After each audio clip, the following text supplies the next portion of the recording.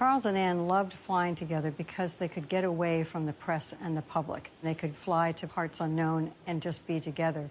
Following his Atlantic flight, Charles Lindbergh took a job with Pan American Airways, and they needed someone who could determine where air routes might be, where airports might be. Charles acquired the Lockheed Sirius to do these 2 survey flights in 1931 and 1933. There was never any question in his mind as to who would be his co-pilot. It would always be his wife, Anne.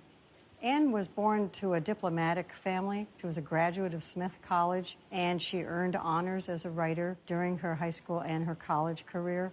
One of their first dates was to go up flying, and he began to teach her flying right off the bat.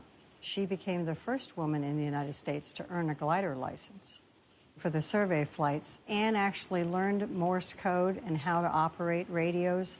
Her job was to keep in contact with radio operators on the edges of where they were flying, and then she would pass on the useful information to Charles.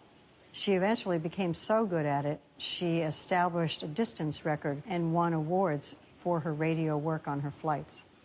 Anne wrote about these flights in 2 of the best books on aviation available. It's really incredible as to how much work she provided for this mission.